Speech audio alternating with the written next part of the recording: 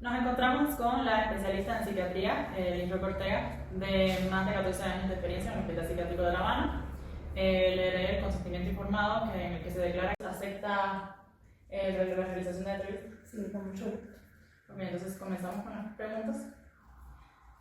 ¿Qué aspectos le resultan más desafiantes al trabajar con personas con este diagnóstico? Bueno, primero que nada estamos hablando de un diagnóstico de trastorno de la personalidad. Habría que generalizar para saber qué es un trastorno de la personalidad a grandes rasgos, pues son patrones inflexibles, son patrones persistentes que, en tanto desde el punto de vista emocional como conductual, que afectan la vida de las personas, su adaptación a la vida social, su adaptación a las relaciones con otras personas y las demandas de la vida cotidiana. Que sus edades más frecuentes de los 18 a los 30 años, se habla de a partir de 18 años porque es la edad en que queda como tal estructurada la personalidad y se puede hablar de un trastorno de la personalidad. En cuanto a la pregunta que es, bueno, la experiencia es un trastorno que sí, el evitativo en específico, tiene características específicas del que son como tal el retraimiento social, el temor a no ser aceptado, ser rechazado, a sentirse inferior a los demás. Y es un trastorno que es frecuente para nosotros y es muy común que acuda a las consultas de psiquiatría en caso de los que solicitan ayuda, porque tenemos muchos que quedan en anonimato y no se diagnostican porque las personas no solicitan la ayuda que requieren. ¿Ha notado diferencias en la expresión del trastorno según la edad o el género? Bueno, según la edad y el género, en cuanto a la edad hablamos anteriormente que generalmente se ve entre 18 y 30 años con más frecuencia. Y en cuanto al género, es igual para ambos sexos, pero no es menos cierto que las mujeres acuden con más frecuencia al sexo femenino a la consulta, pero pensamos que esto es un problema de estereotipos, de temor del sexo masculino, de expresar o exteriorizar lo que están sintiendo, no porque exista menos cantidad de hombres con este padecimiento que mujeres, sino por esta situación que sí de machismo, de los estereotipos, de este tipo de situaciones. En su experiencia, ¿qué papel juega la historia familiar y las experiencias tempranas en el desarrollo del trastorno de personalidad evitativo?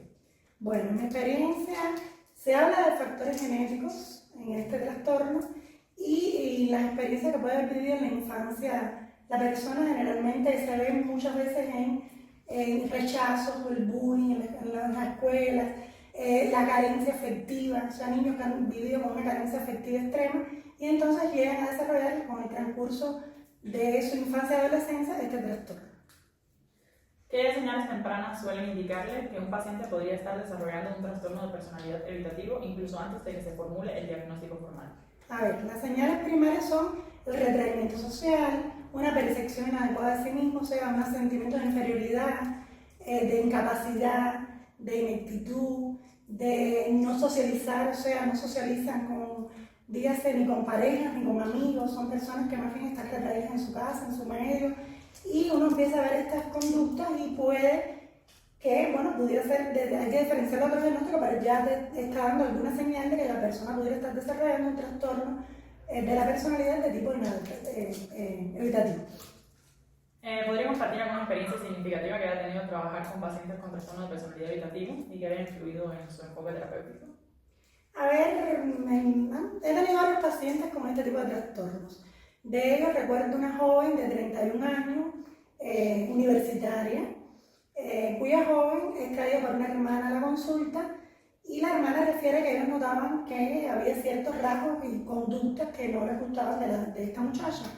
A grandes rasgos, cuando la interrogamos con un poco de trabajo, porque a pesar de que tenía un pensamiento con un curso normal, o sea, no había ninguna alteración ni en su ubicación, ni su enfoque, o sea, no tenía ninguna alteración aparentemente, logramos que hiciera el insight y nos hablara de que sí tenía ciertos temores, y eran temores a ser rechazada por los demás, tenía temores a, por ejemplo, ella tenía la posibilidad de trabajar a distancia por el tipo de profesión que tenía y prefería hacer y rechazar trabajos que la gratificaban más o que le ofrecían mejores oportunidades por el temor a ser inepta, a no ser aceptada, que no tenía pareja a pesar de que lo deseaba, que no tenía amigos y dentro de su círculo familiar se relacionaba solamente con los familiares más allegados.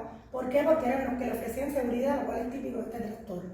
Las personas nuevas pues son las que tienen temor a que lo valoren negativamente, lo rechacen y no hacen relaciones sociales. Entonces esta muchacha sí se trató con terapia individual cognitivo-conductual después se integró en la terapia grupal y bueno, en este caso voy a usar medicación ansiolítica y antidepresiva, inhibidores selectivos de recaptación de serotonina, porque tenía síntomas mixtos al principio del tratamiento y bueno, sí logramos, a pesar de que esto es un trastorno persistente, como lo vimos anteriormente, logramos ver una mejoría, una inserción, o sea, logramos ver un cambio significativo en esta joven.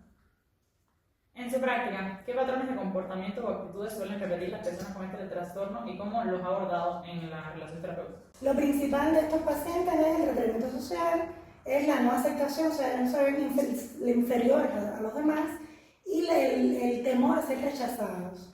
¿Qué lleva a todo esto? Esto conlleva a que estos pacientes pues entonces eviten las relaciones sociales, de todo tipo. Dígase con compañeros de trabajo, dígase de pareja, dígase de amigos, incluso familiares, porque temen ser rechazados, que es lo principal, entonces evitan todo tipo de conductas de este tipo de relación y por supuesto esto los afecta desde el punto de vista psicológico, llevándolos incluso a depresión, a cuadros ansiosos, porque están conscientes y se dan cuenta, pero es algo que no pueden ellos solos superar y tienen que por eso solicitar ayuda. La mayoría de los casos, los que acuden a consulta son los que logran una mejoría, a pesar de que vemos que es un trastorno persistente. Porque ¿Qué tipo de vínculos suelen tener estos pacientes con otras personas, tanto en terapia como en su vida diaria, según lo que he observado? lo que hablábamos, vínculos no tienen. O sea, son personas que se vinculan muy poco con otras personas y con las personas de la vida cotidiana tienen muy pocas relaciones cotidianas. Ellos no pueden satisfacer las demandas de la vida cotidiana de las personas normales porque se sienten mal para realizar cualquier actividad de la vida cotidiana, de relacionarse con cualquier tipo de persona. Y esto increíblemente les permite, como esta joven que dijimos, llegar a desarrollarse, porque el intelecto no está afectado, hacen carreras universitarias, pero sí les afectan en todas sus relaciones y esa carrera la hacen pero retraído. No se relacionan, no hablan, es en su medio, en su entorno y lo logran porque su inteligencia es normal, pero sin tener un vínculo social ni en esta vida universitaria que es tan normal las relaciones interpersonales de los jóvenes, los grupos, no crean relaciones de ningún tipo. ¿Y tanto en terapia? En la terapia cuesta, por eso es que generalmente realizamos primero una terapia individual, cognitivo-conductual, para lograr ver cómo de alguna manera tratamos de trabajar sobre esos pensamientos inflexibles y logramos racionalizar un poco para que esta persona crea, confíe un poco y después la integramos al grupo, donde cuesta trabajo que se integre, pero bueno, una vez trabajando primariamente con ella de forma individual y con terapia social, medicamentos, logramos insertarlo a los grupos y bueno, sí funciona realmente. Ya, bueno, muchísimas gracias. Ha sido un placer y espero les sirva.